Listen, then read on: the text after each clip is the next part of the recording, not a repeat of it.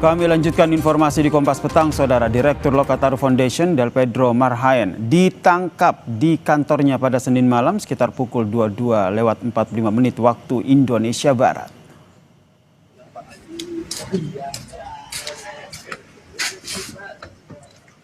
Dan saudara, inilah detik-detik penangkapan Del Pedro yang diposting di akun X. Polisi menyebut Del Pedro ditangkap terkait dengan dugaan penghasutan massa untuk melakukan tindakan anarkistis. Pemeriksaan masih dilakukan intensif atas dugaan pelanggaran tindak pidana tersebut. Lokataru Foundation mengecam tindakan polisi membungkam suara koalisi masyarakat sipil yang mengawasi kinerja pemerintah. Menurut Lokataru, Del Pedro dijemput paksa aparat tanpa dasar hukum yang jelas. Penangkapan ini adalah bentuk kriminalisasi dan mengancam dan merupakan ancaman nyata bagi kebebasan sipil serta demokrasi. Polisi membenarkan penangkapan itu, saudara. Del Pedro ditangkap atas dugaan menghasut massa untuk melakukan kericuhan di sejumlah wilayah Jakarta. Upaya penghasutan diduga terjadi sejak 25 Agustus di depan gedung DPR, sekitar Jalan Gelora, Tanah Abang, dan juga di sejumlah wilayah Jakarta lainnya. Del Pedro sudah ditetapkan sebagai tersangka. Polisi juga mengatakan penetapan tersangka ini dilakukan setelah polisi melakukan penyelidikan sejak 25 Agustus lalu.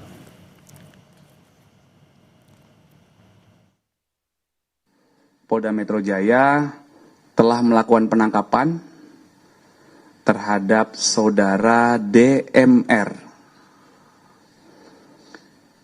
atas dugaan melakukan ajakan hasutan yang provokatif untuk melakukan aksi anarkis dengan melibatkan pelajar termasuk anak. Ya, jadi anak ini usianya sebelum 18 tahun. Direktur Amnesty International Indonesia, Usman Hamid, meminta polisi segera membebaskan Direktur Lokataru Foundation, Del Pedro Marhaen. Usman yakin tuduhan penghasutan massa untuk melakukan tindakan anarkistis itu tidak benar. Saya juga komunikasi dengan pihak kepolisian, kenapa mereka sampai ditangkap, apa dasar kepolisian melakukan penangkapan itu.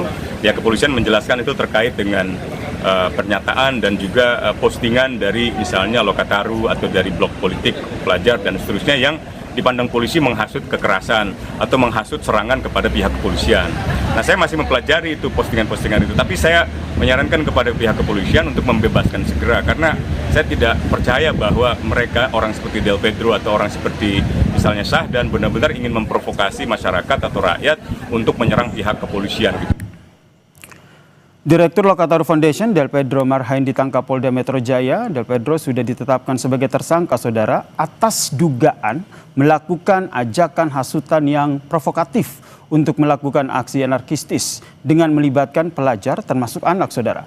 Apakah ini upaya untuk membungkam suara koalisi masyarakat sipil? Kami membahasnya bersama dengan Ketua Harian Kompolnas, Mas Arief Wicaksono, dan juga tim advokasi Lokataru Foundation, Mas Fian Alaidrus. Selamat petang semuanya. Selamat petang, Mas. Terima kasih. Saya ke Mas Arief dulu. Mas Arief. Ya, Mas Arief, ini apakah betul penangkapan ini tidak ada kaitannya dengan membungkam suara sipil yang tengah bersuara terkait dengan bagaimana mengaspirasikan suara mereka?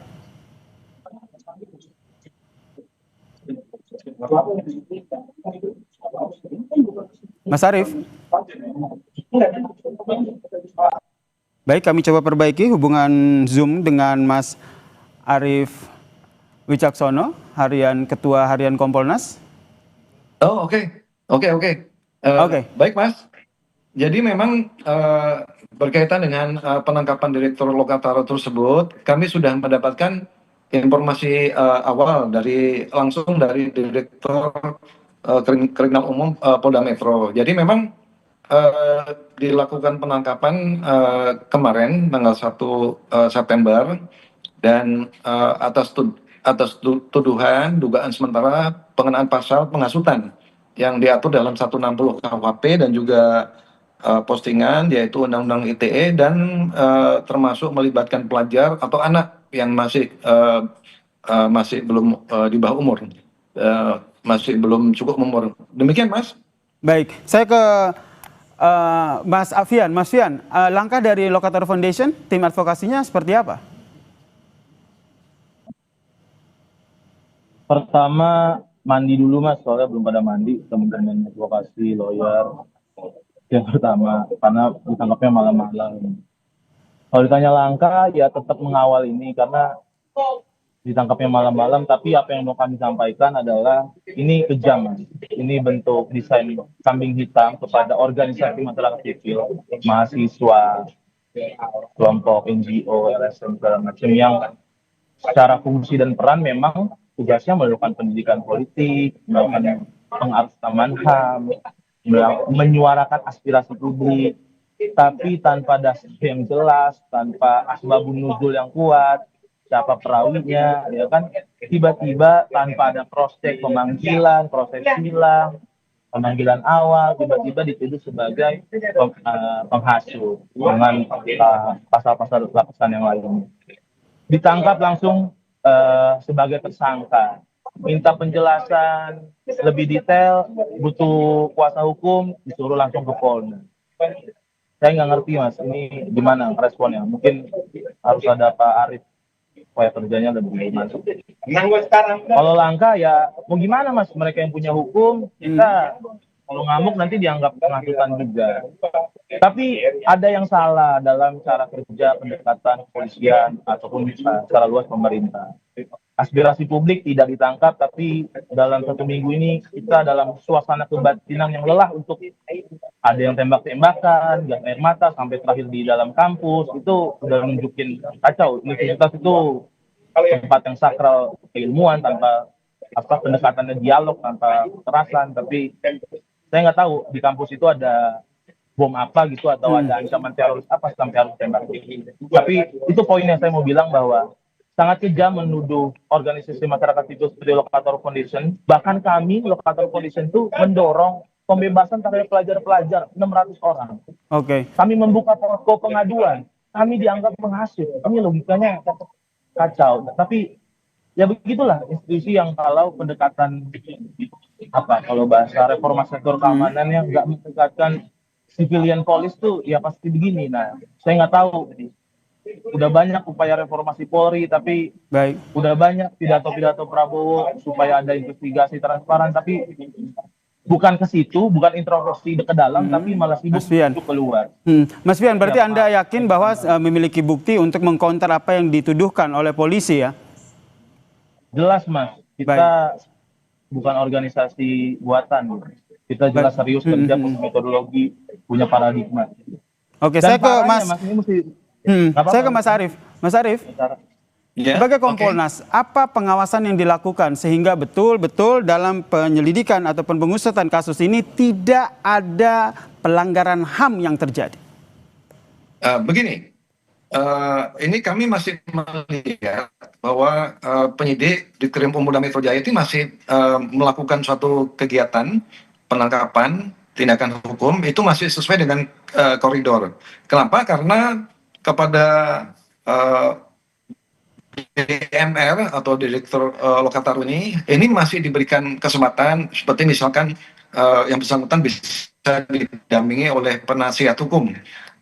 Ini masih diberi kesempatan. Kemudian masa penangkapan ini sebetulnya bisa dimanfaatkan oleh yang bersangkutan untuk bisa memberikan klarifikasi apakah betul sesuai dengan pasal-pasal yang dituduhkan. Karena dalam masa ini Pak penyidik pasti akan mencari bukti yang cukup untuk sampai ke tingkat penyidikan.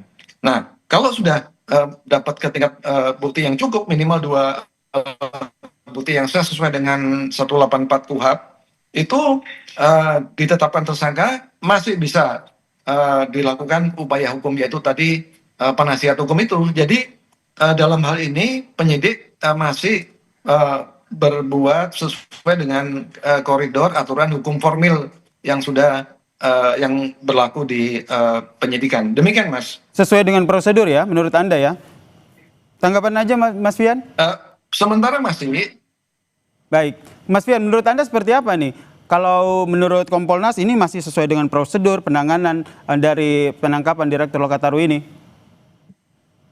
Nyesel saya Mas belajar hukum Mas, dan pasti mahasiswa hukum nyesel.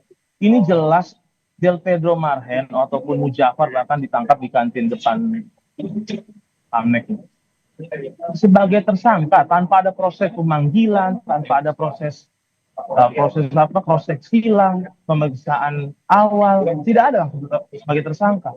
Di mana-mana yang menuduh harus membuktikan. Jangan Del Pedro yang dituduh Del Pedro harus membuktikan apa dalil penetapan tersangkanya. Dan ini berarti sudah melewati proses penyidikan. Saya malas mengingat pasal-pasal itu di KUHP, di KUHP, penyelidikan. Penyelidikan kan gunanya menemukan tindak pidana. Nah ini sudah tersangka, berarti sudah ada tindak pidananya, berarti sudah ada bukti permulaan yang cukup. Tapi karena saya bukan tim lawyer, nanti bisa di-cross-check beberapa tim lawyer lebih detail. Tapi ngaco kalau bilang, mohon maaf Pak Arief, saya hormat, bilang ini harus dibuktikan oleh Del Pedro masih dikasih kesempatan, bahkan untuk penasihat hukum bukan dikasih kesempatan, itu udah aturan mainnya. Kalau standarnya sudah begini ya, wajar lah kita berantakan begini negara kita. Baik, kita sudah tangkap apa yang dimaksud yang disampaikan oleh Mas Fian Ali Idrus selaku tim advokasi Lokataru Foundation. Kita nantikan seperti apa proses hukum selanjutnya. Terima kasih Ketua Harian Kompolnas Mas Arief Wicaksono yang juga telah bergabung bersama kami di Kompas Petang. Salam sehat semuanya. Terima kasih. Dan saudara, usai jeda Kompas Petang masih punya informasi penting dan menarik lainnya, diantaranya adalah soal korban jiwa saat demonstrasi di berbagai kota di Indonesia yang bertambah. Komnas HAM mencatat total ada 10 orang meninggal dunia dalam rentetan demo sejak 25 Agustus lalu.